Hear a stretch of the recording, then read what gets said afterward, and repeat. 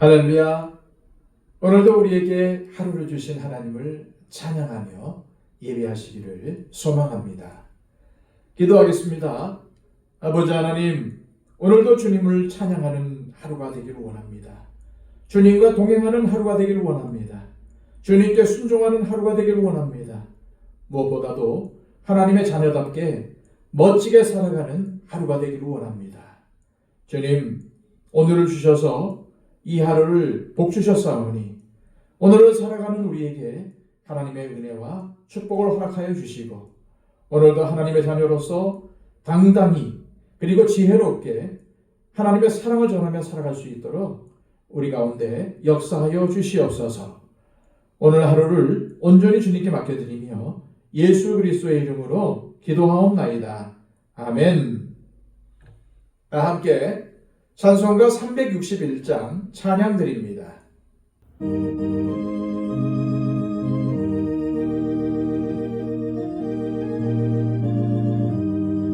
기도하는 이 시간 주께 무릎 꿇고 우리 곳에 주 앞에 나아가네. 믿음으로 나가면 주가 보살피사 계시는 해를 주네. 거기 기쁨인데 기도 시간에 복을 주시네. 고난 내 마음 속에 기쁨 충만하네. 기도하는 이 시간 주가 곁에 오사 인자하신 얼굴로 귀 기울이네.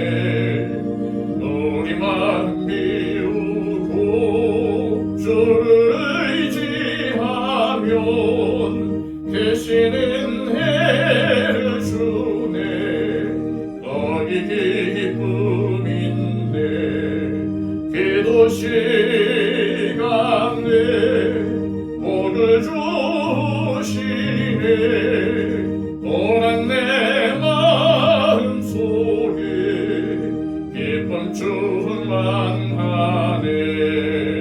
기도하는 이 시간 주께 엎드려서 은밀하게 구할 때 곧 응답받네.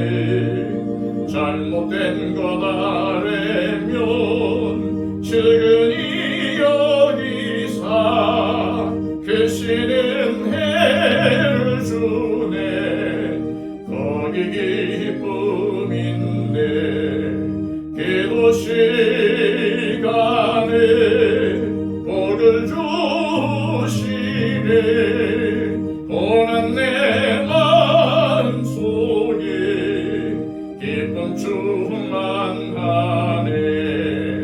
기도하는 이 시간 주를 의지하고 계시는 해 구하면 꼭 받으리라. 의지하는 마음에 근심 사라지고 계시는 해를 주네. 거기 기쁨인데 기도 시간에 복을 주시네. 고난 내 마음 속에 기쁨 충만하네. 이 시간 우리에게 주시는 하나님의 귀한 말씀은 신약성경 야고보서 5장 16절에서 20절까지의 말씀입니다. 신약성경 376쪽입니다. 그러므로 너희 죄를 서로 고백하며 병이 낫기를 위하여 서로 기도하라. 의인의 간구는 역사하는 힘이 큼이니라. 엘리야는 우리와 성정이 같은 사람이로되 그가 비가 오지 않기를 간절히 기도한즉 3년 6개월 동안 땅에 비가 오지 아니하고 다시 기도하니 하늘이 비를 주고 땅이 열매를 맺었느니라. 내 형제들아, 너희 중에 미혹되어 진리를 떠난 자를 누가 돌아서게 하면 너희가 알 것은 죄인을 미혹된 길에서 돌아서게 하는 자가 그의 영혼을 사망에서 구원할 것이며 허다한 죄를 덮을 것임이라. 아멘. 지난 시간에 이어 오늘 말씀 역시 기도의 중요성에 대해 강조한 본문입니다. 지난 시간 야고보는 첫째, 고난 당할 때에는 반드시 기도해야 하고, 둘째, 병들었을 때는 교회 지도자들을 청하여 기도를 부탁하고 교회 공동체에 중보를 요청해야 한다고 강조했습니다. 야고보는 오늘 말씀을 통해 기도에 대한 세 번째 중요한 가르침을 주고 있는데, 그것은 서로 죄를 고백하며 병 낫기를 위해 기도하라는 것입니다. 16절입니다. 그러므로 너희 죄를 서로 고백하며 병이 낫기를 위하여 서로 기도하라. 의인의 간구는 역사하는 힘이 큼이니라. 이 말씀에서 무게중심이 어디에 있습니까? 예수님의 형제 야고보가 야고보를 써서 보내는 이 교회에는 성도들 간에 서로 비방하고 시기하는 문제가 있었습니다. 또한 부한 자들과 가난한 자들을 차별하는 모습도 있었습니다. 한마디로 유대 그리스도인들이 모여 공동체를 이룬 이 교회의 성도들은 서로를 신뢰하지 못하고 있었다는 말입니다. 따라서 서로 간의 병 낫기를 위해서 기도하거나 죄를 고백하는 일은 상상조차 할 수 없는 일이었습니다. 사실 오늘 말씀에서 너희 죄를 서로 고백하라는 권면이 얼마나 충격적입니까? 우리는 늘 의인인 것처럼, 나는 아무 문제가 없는 사람인 것처럼 그렇게 삽니다. 서로 죄를 고백하기는커녕 오히려 조금이라도 내 약점이 드러날까 봐 전전긍긍하며 살고 있지는 않습니까? 사실 서로 부족한 사람들이 모여 어울리는 것이 바로 교회입니다. 그런 교회에서 서로 아픔을 나누고 서로 죄를 고백하면서 함께 기도하는 것이 믿음으로 이 광야와 같은 세상을 이겨나갈 수 있는 길이라는 것입니다.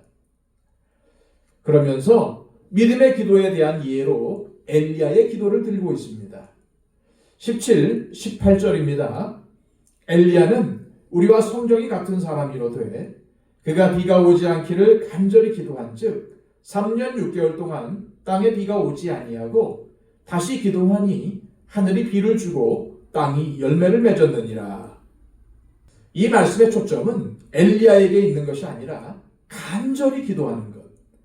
16절에 서로 죄를 고백하고 병 낫기를 위해 믿음의 기도를 드리는 것에 있습니다. 그럴 때 역사가 일어난다는 것입니다. 우리가 믿음의 삶을 살아가고 있다면 무슨 일을 하든지 시작도 기도, 마침도 기도여야 합니다.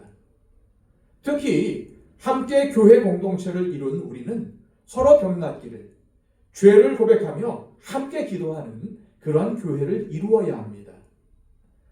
자신의 삶이나 문제를 드러내지 않아 성도들끼리 아무것도 알지 못하는 상태에선 비난이나 다툼이 일어날 수밖에 없습니다.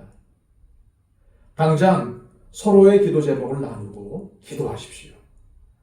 고난이 있습니까? 어려움이 있습니까? 말하지 못한 짐이 있습니까? 함께 나누고 기도하면 하나님께서 역사하시는 힘이 클 것입니다. 그리고 지난 시간에 그냥 넘어갔지만 13절에서 야고보는 즐거워하는 자들에게 찬양하라고 권면했습니다. 하지만 찬양은 즐거울 때만 하는 것이 아닙니다. 찬양에는 그 찬양을 만든 사람들의 신앙 고백이 담겨져 있습니다. 그러므로 찬양을 하면 우리 영혼의 회복과 치유가 일어납니다. 찬양하기를 싫어하는 그리스도인은 어울리지 않습니다. 찬양을 즐겨하십시오. 부르는 것에 자신이 없으면 소리를 내어서 가사라도 열심히 묵상하시기를 바랍니다. 이제 전체적인 안목으로 야고보가 행함이 있는 믿음이 진정한 믿음이라는 중요한 내용을 이야기하면서 결론적으로 무엇을 강조하고 있는지를 잘 살펴보십시오. 무엇을 강조하고 있습니까? 교회 공동체를 강조하고 있습니다. 그래서 그는 지속적으로 관계 속에서 일어나는 문제들에 대해서 권면하고 있습니다. 다시 말해 야고보서의 대부분의 내용이 성도와 성도 간의 관계를 이야기하고 있다는 것입니다. 그리고 야고보서의 마지막 부분인 오늘 본문에선 미혹되어 교회 공동체를 떠난 사람을 돌아오게 하는 문제가 언급되어 있습니다. 19, 20절입니다. 내 형제들아, 너희 중에 미혹되어 진리를 떠난 자를 누가 돌아서게 하면 너희가 알 것은 죄인을 미혹된 길에서 돌아서게 하는 자가 그의 영혼을 사망에서 구원할 것이며 허다한 죄를 덮을 것임이라. 여기서 미혹이라는 말은 아주 중요한 의미를 지닙니다. 이 말은 원어상으로 방황하다, 헤매다, 속다, 죄를 짓다, 넋을 잃다, 길을 벗어난다 라는 의미가 있어요. 우리가 사는 이 시대에 진리에서 떠나 미혹된 사람들이 얼마나 많습니까? 그러므로 진리에서 떠나도록 미혹하는 일은 어제 오늘의 일이 아닙니다. 지금도 많은 사람이 진리 가운데에 서 있지 못해 미혹을 당하고 믿음을 저버리거나 이단에 넘어가고 있습니다. 그런데 이 야고보서의 마지막 말씀이 이렇게 미혹되어 떠난 사람들을 관심과 사랑으로 대하여 주님 품으로 돌아오게 하는 것입니다. 그렇다면 미혹되어 떠나는 이유가 무엇일까요? 우리 주변에 미혹되어 떠나는 사람들을 보면은 공통점이 신앙의 기초가 없다는 것입니다. 신앙의 기초를 하나님의 말씀에 두지 않고 꿈이나 환상, 병 고침 등 신비로운 것에 둔다는 것입니다. 그래서 말씀을 올바르게 가르치는 것에는 관심이 없고 이적이나 신비스럽게 가르치는 것을 좋아합니다. 그래서 말씀을 올바르게 가르치는 교회를 지루해하고 힘들어하다가 성경을 희한하게 해석하는 사람들에게서 기쁨을 맛보고 미혹이 되는 것입니다. 그런데 잘 보십시오. 이단에 미혹된 사람들이 있는 가정은 편하지 않습니다. 분란이 있습니다. 그리고 이단에 미혹된 사람은 직장에서나 사회에서 환영받지 못합니다. 더구나 이들은 화평을 추구하거나 선교를 하지 않습니다. 어디서나 문제를 일으킵니다. 왜 그렇습니까? 배타적이기 때문입니다. 하지만 말씀 위에 바로 서게 되면 가정이 세워지고 그의 삶이 건강해집니다. 그러므로 우리는 그리스도의 사랑을 가지고 미혹된 자를 돌아서게 하는 사람이 되어야 합니다. 그리고 무엇보다 교회는 서로에 대한 관심과 사랑을 가지고 세상이나 이단에 미혹되지 않도록 서로를 견고하게 붙잡아주는 공동체가 되어야 합니다. 행함이 있는 믿음으로 산다는 것은 나 혼자만 잘 먹고 잘 살면 된다는 생각을 내려놓고 서로를 돌아보는 것임을 기억하시길 바랍니다.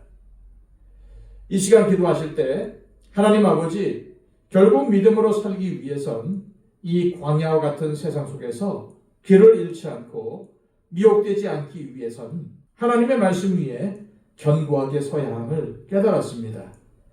항상 겸손히 주님의 말씀에 귀를 기울이고 말씀을 묵상하며 깨달은 말씀을 행하게 하옵소서. 또한 행함이 있는 믿음으로 산다는 것은 서로 관심과 사랑을 가지고 이웃을 살피며 마음을 나누고 함께 짐을 지는 것임을 깨닫습니다. 우리 교회가 서로 섬기며 격려하게 하시고 우리 가운데 미혹되어 믿음에서 떠난 자가 있다면 미혹된 길에서 돌이켜 주님의 품으로 돌아오게 하옵소서. 기도하시기를 바랍니다. 111 기도를 통해서 우리의 기도가 필요한 많은 분들을 위해 중보해 주시고 여러분들이 작정한 분들을 위해서 중보해 주시기를 바랍니다. 다 함께 기도하겠습니다.